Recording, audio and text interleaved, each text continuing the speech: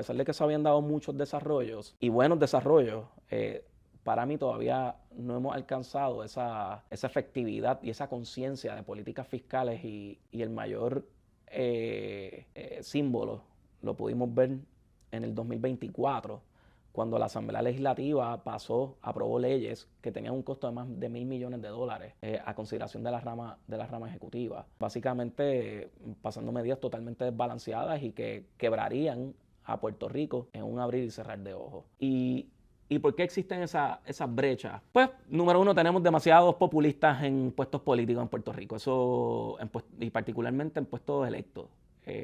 Puerto Rico, ciertamente los ciudadanos les gusta mucho el tener líderes que hablen para las gradas, sin explicar cómo pueden repagar esas medidas o qué efectos tendrían este tipo de medidas en la vida de todos y en la sana administración pública. Y por otra parte, también hay un elemento, yo no sé si ustedes han vivido una hospitalización, hablando de hospitales, tema que discutimos unos episodios atrás. Hay veces, ustedes saben lo que es un Foley, como un artefacto que le incrustan básicamente al paciente para que pueda orinar en paz y sin muchas dificultades. El Foley crea algo, ¿verdad? Si bien es cierto que ayuda al paciente a poder orinar de una manera ¿verdad? Más sencilla, porque tenga sus dificultades, la verdad es que en muchas instancias pone como vaga la vejiga.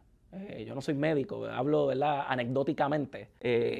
Y esto es más o menos lo que ha pasado en el proceso de medidas financieras en el gobierno. Como tenemos una junta que básicamente tiene el poder de rechazar medidas que estén descuadradas, pues los políticos se vuelven como la vejiga con Foley, siguen tirando por ahí para abajo, para afuera, ahí, sí, eso que la pague el diablo, si total, no hay repercusiones. Bien desagradable, de hecho, verlo. Bien desagradable ver una vejiga que no está funcionando, que no se puede contener, que básicamente tiene que despacharlo todo así sin más. Pues en eso se ha convertido la administración pública en Puerto Rico. ¿Saben lo que es pasar legislación con un costo de $1.000 millones en un abrir y cerrar de ojos? Pues ¿quién nos va a defender después que se vaya a la Junta? Y yo no creo en la Junta.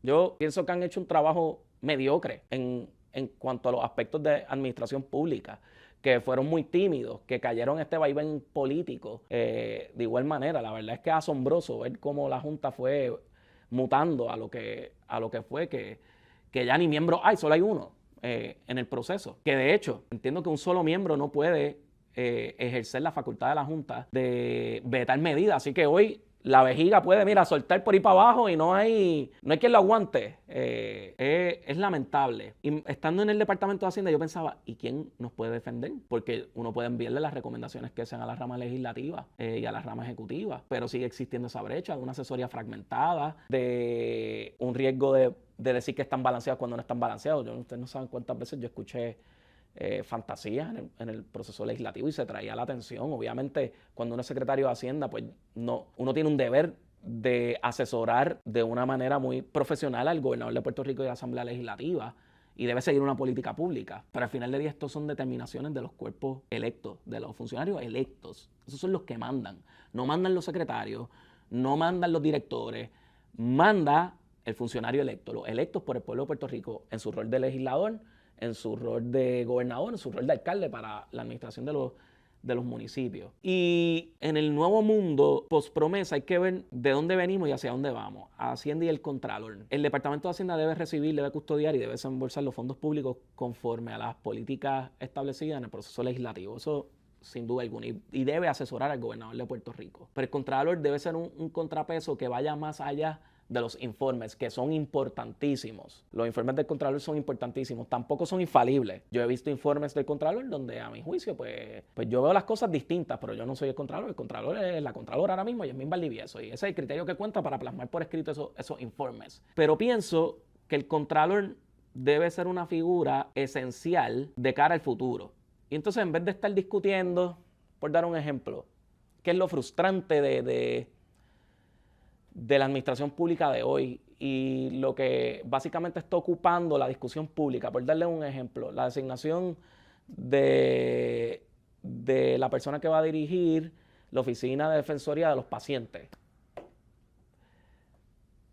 De verdad, eso es lo que debería ocupar la discusión pública cuando tenemos tantos cambios estructurales que debemos hacer. Para empezar, esa oficina debe estar abierta. ¿Cuáles han sido los hallazgos, cuáles han sido los desarrollos de esa oficina reciente? Que no sea acordarnos que tenemos un gobierno que se le está haciendo muy difícil poder hacer designaciones para dirigir distintas instrumentalidades de la rama ejecutiva. Sirve de ese recordatorio de que servirle al pueblo de Puerto Rico ya no necesariamente es una prioridad de las mentes más brillantes en la isla, porque se ha tergiversado tanto y se ha criminalizado tanto el servicio público que ya no es atractivo para las personas que quieran de alguna manera servirle a la ciudadanía. O este asunto de la Oficina Independiente de los Derechos del Consumidor y el Departamento de Asuntos del Consumidor en esta demanda entre ellos dos, siendo miembros de la rama ejecutiva, tirándose uno a otro en el proceso de la demanda contra Luma. Realmente esto debe ser lo que debe estar ocupando la discusión pública, o deben ser estos cambios estructurales para evitar quebrar nuevamente. Porque vamos camino, si nos dejamos llevar por los miembros de los cuerpos políticos, porque esto no es culpa del Capitolio ni culpa de la fortaleza. Esto es responsabilidad de quienes dirigen esas ramas de gobierno. Y siempre vi como al Contralor de Puerto Rico, en ese rol con independencia de criterio, como una persona que pueda absorber ciertas funciones de la Junta.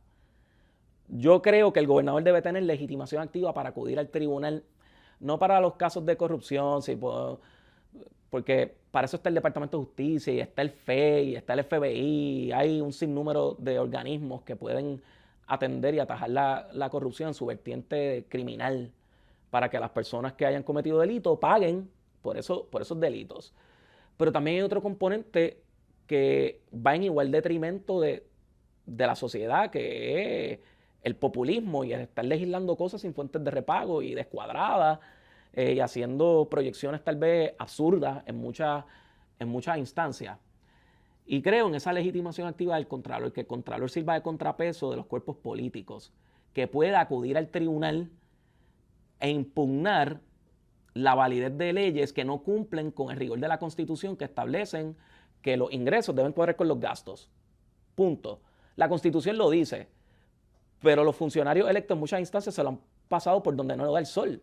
Pues ¿quién puede reivindicar eso una vez la Junta no esté?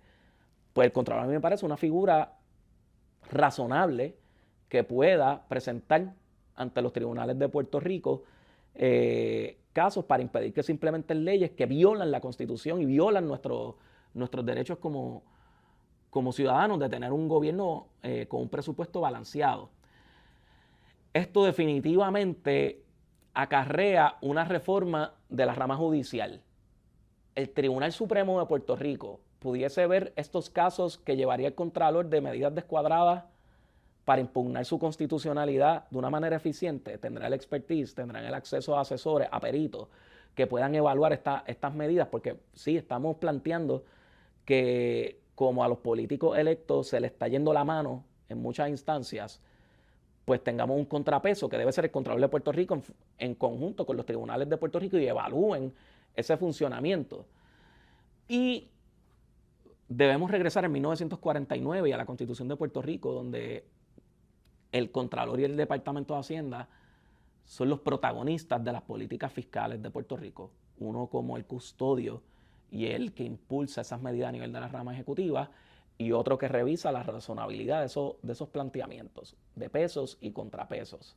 Y ese consejo ejecutivo dentro de la rama ejecutiva, que debe ser el secretario de Hacienda, obviamente el director de OGP, que es el representante del gobernador en cuanto a las políticas presupuestarias de la isla, debe asesorar al gobernador de Puerto Rico que se planteen los cambios estructurales, lo que tenga que ir para la legislación que la tenga, y que siempre esté el Contralor de Puerto Rico, no tan solo para auditar las transacciones post facto. Casi como el Contralor se convirtió como en el Instituto de Ciencias Forenses. Vamos a hacer autopsias por ahí para abajo. Pero quisiéramos ver un Contralor un poco más activo con esa independencia de criterio.